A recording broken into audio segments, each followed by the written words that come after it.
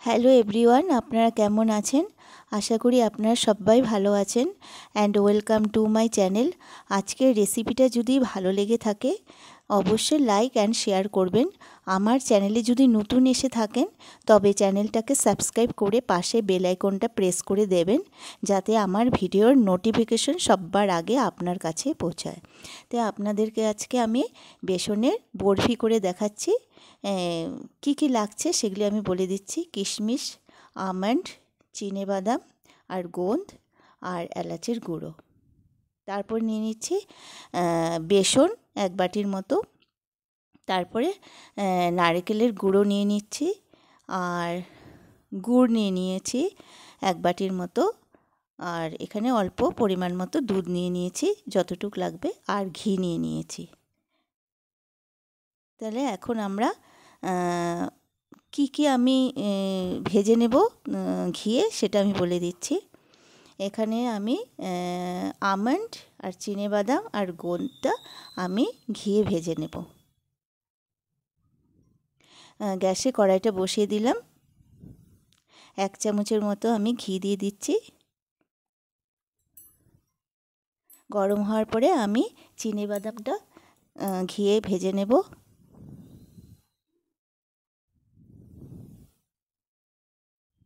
তারপর আমি চিনিবাদামটা উঠিয়ে নিচ্ছি, ভাজা হয়ে গেছে।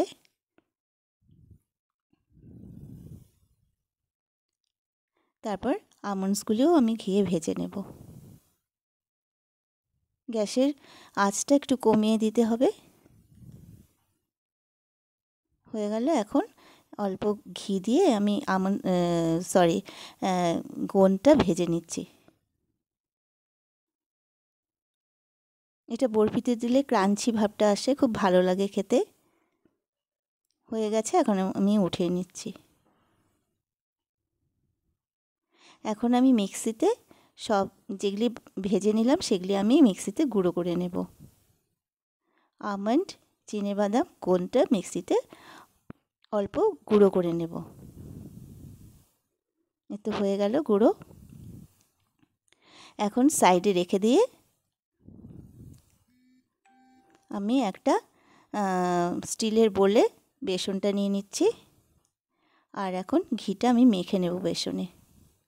খুব ভালো করে আমি ঘিটা ভালো করে মেখে নেব। 2 হাত দিয়ে ভালো করে ঘষে ঘষে ঘিটা আমি মেখে নেব। সুন্দর মাখা হয়ে গেছে। তারপর আমি আবার একটা চালনিতে সেই বেসনটা, ঘিয়ে মাখা বেসনটা আমি চেলে নেব খুব সুন্দর করে, যাতে গুটলি না আসে। দেখুন কি সুন্দর করে চেলে নিয়েছি। এখন আমি একটা কড়াই বসিয়ে দিলাম গ্যাসে। তারপর আমি 2-3 চামচের মতো ঘি দিয়ে দিলাম। এখন বেসনটা দিয়ে দেব। এটা একটু ভেজে নেব। গ্যাসের আঁচটা কমিয়ে আস্তে আস্তে আমি সুন্দর করে ভেজে নেব।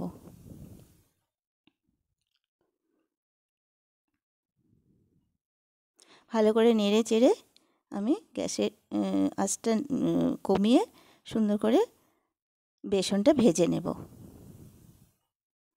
দেখুন ঘিটা ছেড়ে দিয়েছে, ভালো করে ভাজা হয়ে গেছে। বেসনটা নেড়ে নেড়ে আমি ভেজে নিলাম। তারপরে আরেকটা কড়াইতে আমি গুড় বসিয়ে দিলাম। সঙ্গে অল্প আবার একটু নেড়ে চেড়ে তারপর আমি অল্প ঘি দিয়ে দেব।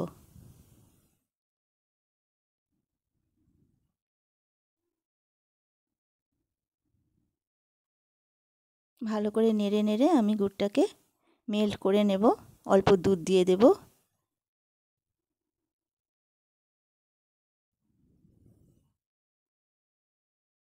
দেখুন কি সুন্দর গুড়টা গলে গেছে। ভালো করে জাল হওয়ার পরে গুড়টা আমি নামিয়ে নেব। তারপরে আমি গ্যাসে আবার আমি বসিয়ে দিলাম বেসনের মিশ্রণটি। এখন 2 চামচের মতো আমি দুধ দিয়ে আবার বেসনটাকে নেড়ে নেব। এটাতে মানে বেসনটা দানাদার হয়, খেতে খুব ভালো লাগে। দেখুন কি সুন্দর ফুলে উঠেছে বেসনটি। এখন গুড়টা আমি ঢেলে দিচ্ছি। ভালো করে গুড়টা বেসনের সঙ্গে মিশিয়ে জাল দিয়ে নেব। দেখুন কি সুন্দর হয়ে আসছে, পাকটা ভালো এসছে।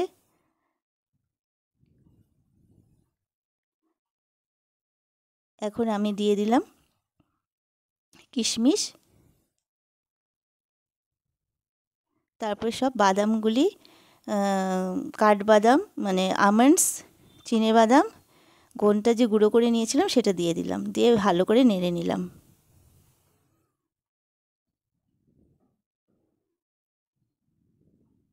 ভালো করে নাড়ার পরে আমি এলাচের গুঁড়োটা দিয়ে দিলাম, দিয়ে আবার ভালো করে নেড়ে নিলাম। হয়ে গেল মিশ্রণটি। এখন একটা প্লেটে আমি ঘি মেখে নিলাম, তারপরে সেই মিশ্রণটি আমি ঢেলে দিচ্ছি প্লেটে। তারপর ভীষণ গরম যেহেতু আমি খুন্তিটা দিয়ে ভালো করে চেপে চেপে একটা শেপ তৈরি করে নিচ্ছি। এখন আমি কিছুক্ষণ ঠান্ডা হতে দিব, তারপরে উপর থেকে আমি কোকোনাটের গুঁড়োটা ছড়িয়ে দিলাম, চেপে চেপে দিলাম যাতে বসে যায়। বেসনের বরফির উপরে কোকোনাটের গুঁড়োটা সুন্দরভাবে বসে যাওয়ার পরে আমি পিস পিস করে কেটে নেব।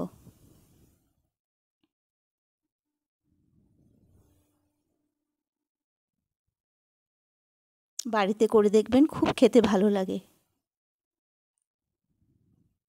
আমি পিস পিস করে সুন্দর করে কেটে নিলাম।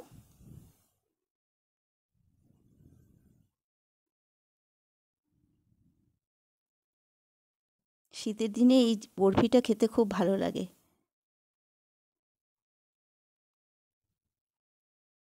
বাড়িতে অতি অবশ্যই করে দেখবেন। দেখুন কি সুন্দর পিসগুলি হয়েছে। আমি প্লেটে উঠিয়ে দেখাচ্ছি।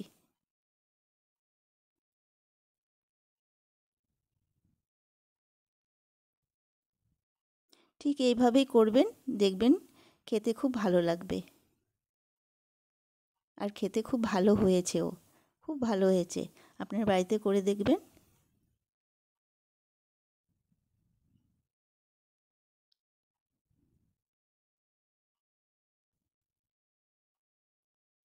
ভালো লাগলে লাইক অ্যান্ড শেয়ার করবেন।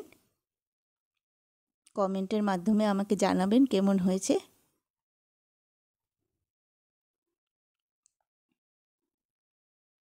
ভালো থাকবেন। নমস্কার।